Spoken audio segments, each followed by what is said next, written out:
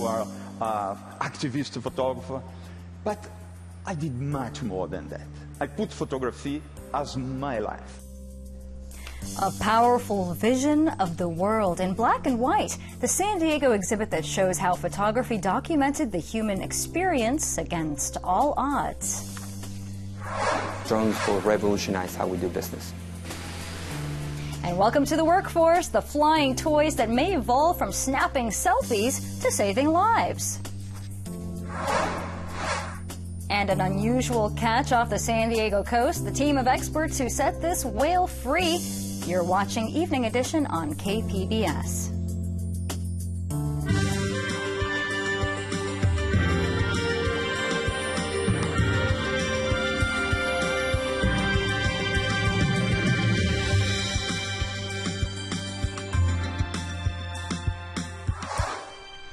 Good evening and thanks for joining us. I'm Maya Trabulsi. San Diego's skyline may get a new addition soon.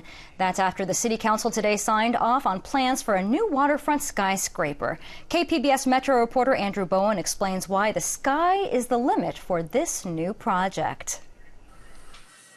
You ready for this? Pacific and Broadway Parcel 1. Okay, the name isn't too sexy, but the tower's design has largely been praised. 3 layers of curved glass will shoot up almost 500 feet, making it among the tallest buildings in San Diego. The builders will also add a pedestrian plaza. Councilwoman Marty Emerald noted it would be served by a soon-to-be-opened downtown fire station. Thank you to the developers. Well, it's a beautiful project, and I believe it's going to activate the waterfront and bring more people out and make it a livelier and more pleasant place to be. Councilman Todd Gloria also praised the condo tower, but he said future city leaders may have to drive harder bargains in getting developers to pay for the infrastructure that surrounds their projects.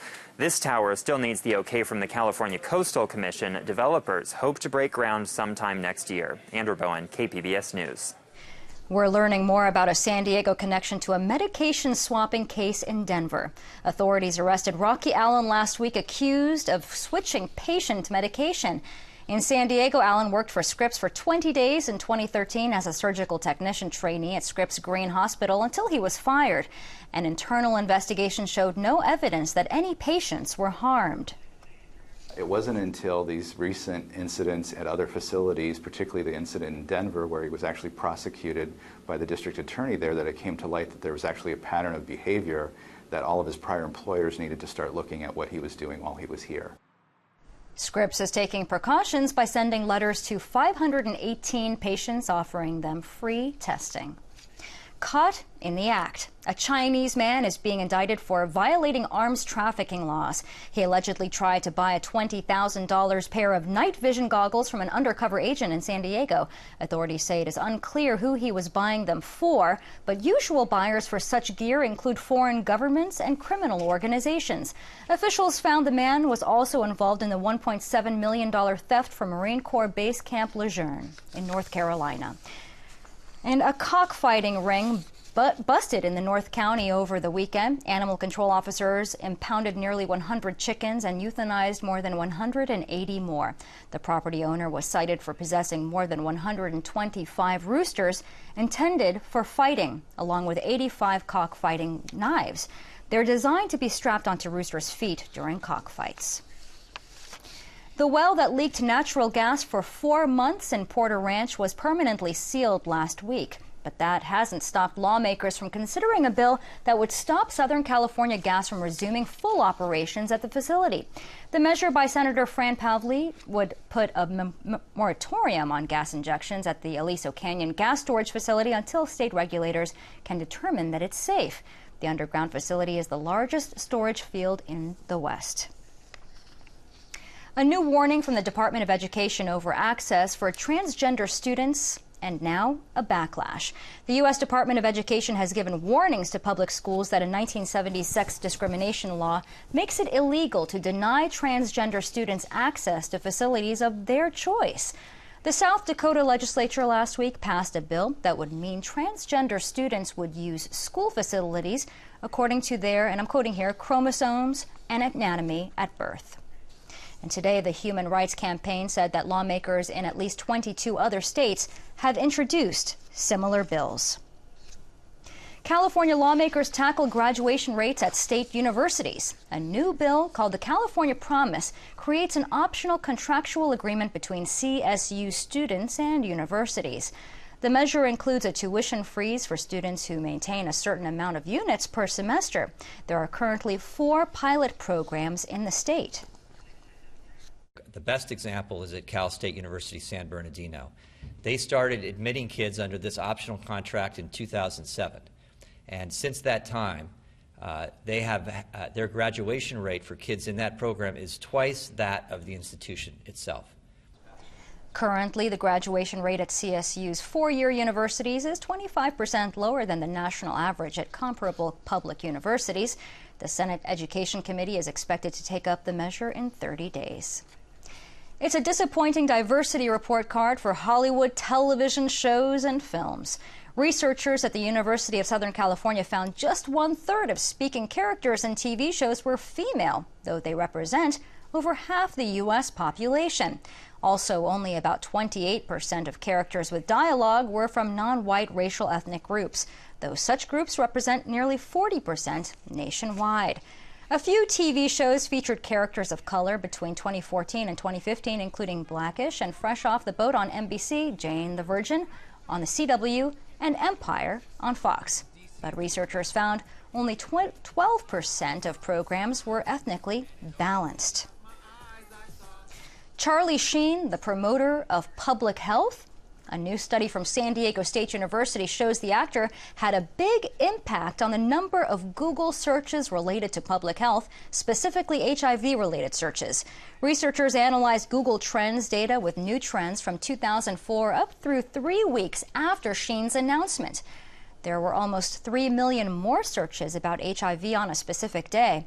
About 1 million people nationwide are HIV infected, but government estimates say about 150,000 of them don't know it. The researchers say this emphasizes the importance of better awareness.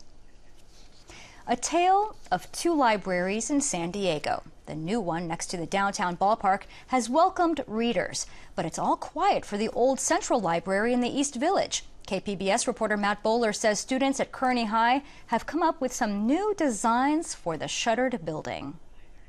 It's a much deeper understanding when nothing exists in a vacuum. English teacher Emily Liebenberg is talking about the research her students did while designing a Veterans Center in the old downtown library. Liebenberg says the students from Kearny's Stanley E. Foster School of Engineering, Innovation and Design learned both how and why they were designing the new Veterans Center. And I had a student raise his hand and he was like, so we're like studying like the government and like understanding why we got involved in history, and then in here we're learning about what it actually is to be there. And I was like, yes. The school worked with the city of San Diego in a new program called Bridges to Education. The Bridges program gives students real-world experience by working on projects that the city could need. Even though there isn't any official plan to turn the old building into a Veterans Center, Liebenberg says she set the bar high for her students. You better research your veterans' needs because they're going to come and talk to you. And if you sound like a doofus, like that's embarrassing, and you need to be able to apply those things to your design. 16-year-old Marisol Flores says doing all of the history and English research gave her team the knowledge it needed to make a good design. We did a lot of research and we found out that they need a lot of help, especially with therapy. And so therefore, when we came as a team, we decided, okay, we need a lot of therapy and we also need other components that can help veterans out. Teachers say converging the studies did help the students come up with ways to turn a downtown eyesore into a community resource. Matt Bowler, KPBS News. A well-known Napa Valley wine country innovator died on Saturday. Peter Mondavi was 101 years old. He lived through over half a century of change in California winemaking, including the use of cold fermentation for white wines and sterile filtration. Today, the Peter Mondavi family owns 850 acres of prime vineyards in the Napa Valley.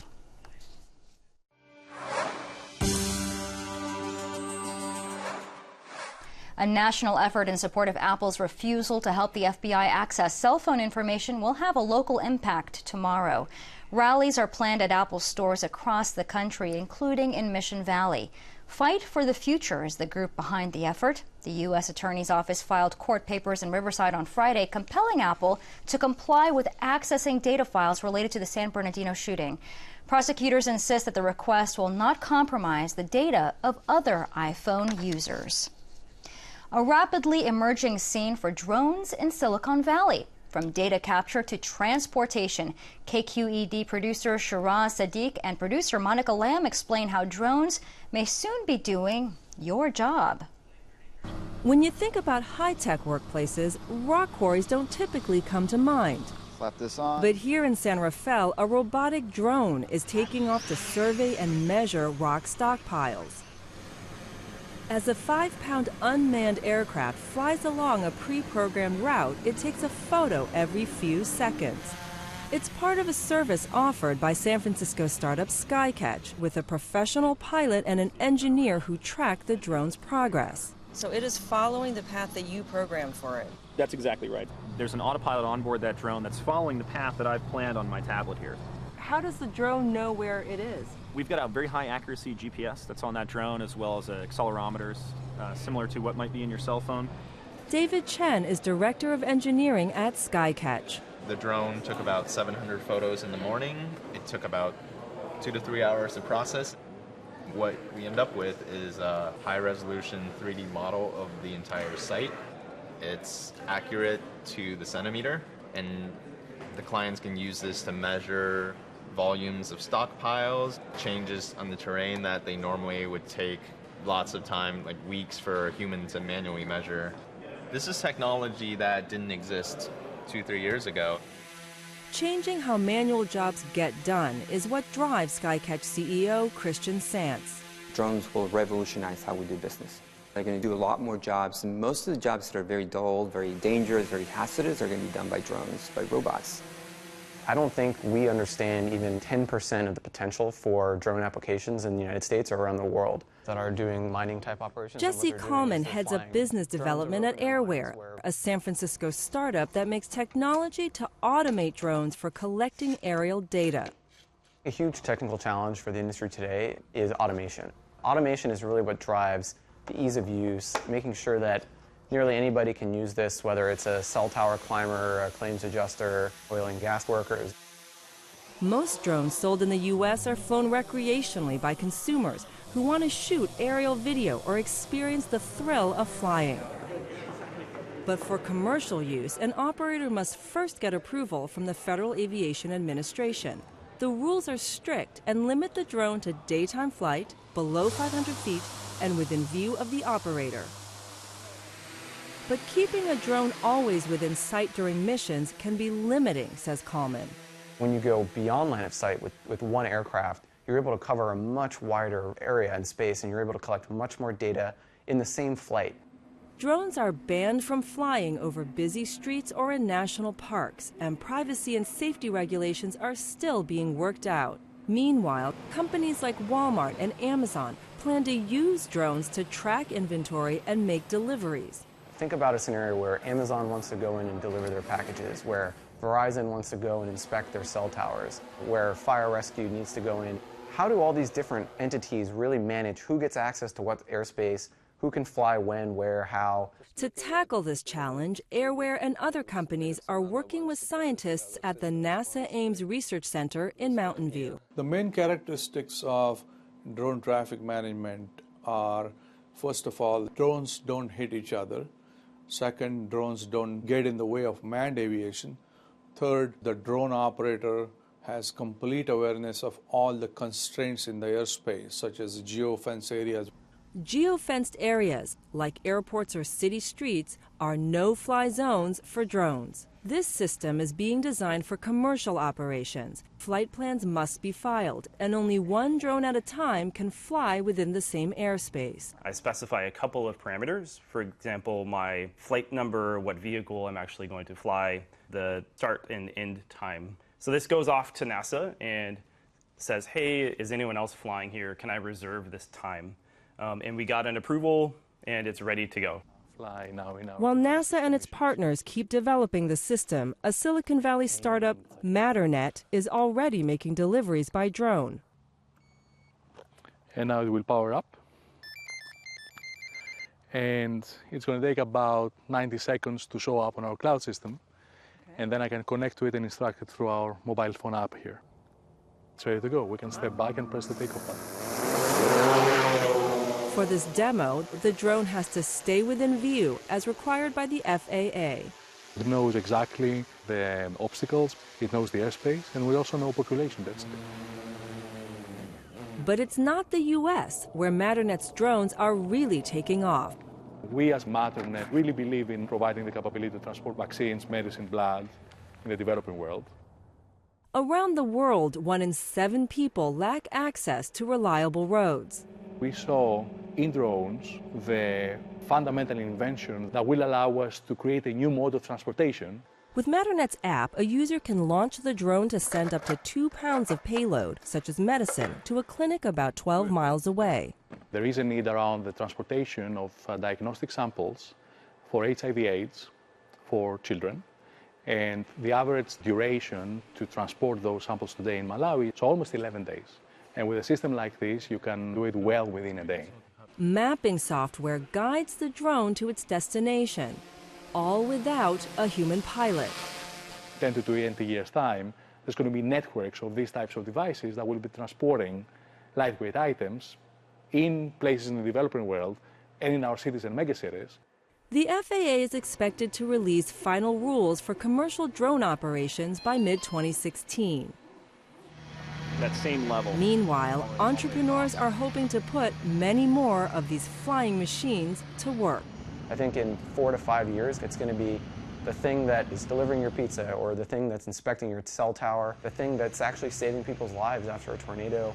It's just going to be a part of everyday life. KQED producer Shiraz Sadiq and producer Monica Lamb reporting drones may be a factor in the networks of the future.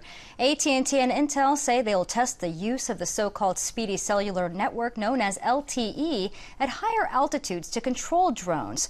The unmanned devices currently use short-range tech like Wi-Fi. If the tests work, a faster network could help people operate drones and view live video when they fly out of range. Shakespeare once asked, "What is in a name?" A California lawmaker introduced a bill to protect historic state parks from being renamed due to trademark issues. The bill was drafted after a recent dispute over the names of landmarks at Yosemite National Park. The park's concessionary lost its bid to operate at Yosemite, so it claimed the names of several landmarks, such as the Curry Village and Wawona Hotel. The park was forced to rename those landmarks. San Diego will be hitting record high temperatures again this week, and plenty of people cooled off by the waterfront park today. That's downtown. Molly Cochran says it will be a dry week with plenty of sun. We're going to have more on that in tonight's KPBS weather report. Well, the dry pattern continues as we head into the later half of the week across much of California.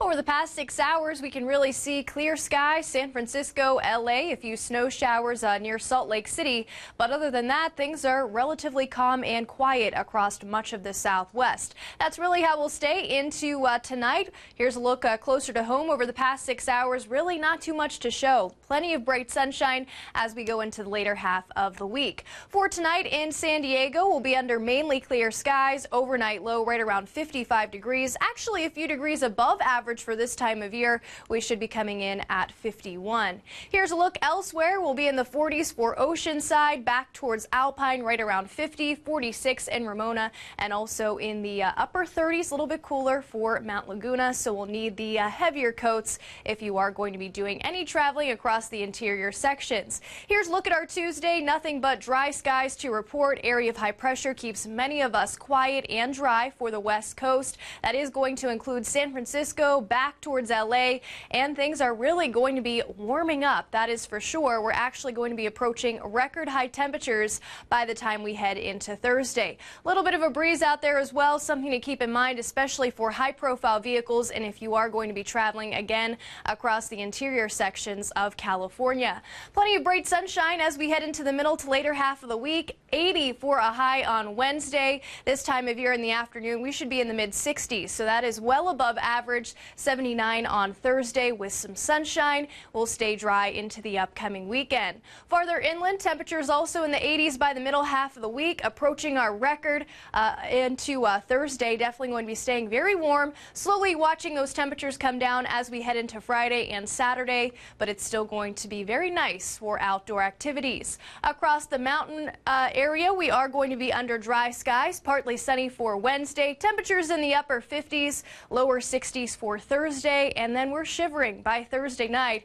with an overnight low of 26. Here's a look across the desert. We'll be partly sunny for Wednesday, temperatures in the upper 70s, and then we're going to be baking by the time we head into Thursday and Friday in the mid-80s to close out the work week with plenty of bright sunshine, staying dry into Saturday. Molly Cochran, KPBS News.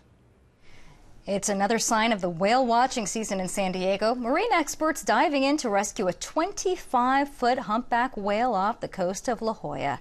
The animal rescue team from SeaWorld worked with San Diego lifeguards and the California Fish and Wildlife on Sunday afternoon. The humpback was tangled up in fishing line from its mouth to its tail. It took them about 2 hours to remove the line, and the whale was able to swim away on its own. SeaWorld rescue team helped 6 entangled whales last year. And abalone are a type of sea snail treasured for their shells and for their meat. California has strict rules for harvesting them, and further north in Washington, they were nearly poached to extinction. EarthFix reporter Ken Christensen shows us how scientists are trying to help bring them back. We may try to spawn them a little bit earlier this year. This is a full-grown pinto abalone, and this is a youngster. It's a large snail that lives in the ocean. They have mouth parts, they have a head, they have a body, and they're very active. They move around.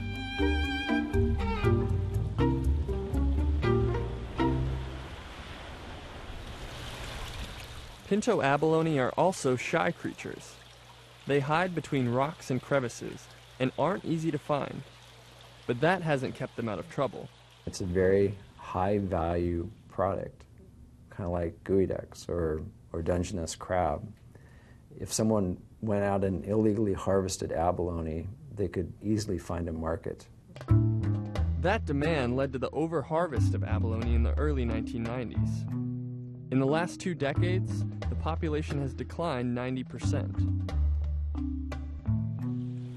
Josh Bauma and his team are trying to reverse that trend by raising abalone in a hatchery. It can take up to 18 months for the juvenile abalone to get up to a size, roughly the size of a quarter, that they're ready to be introduced to the wild. It takes a tremendous amount of resources, but the problem is severe enough that abalone in this area aren't going to recover without some sort of human intervention.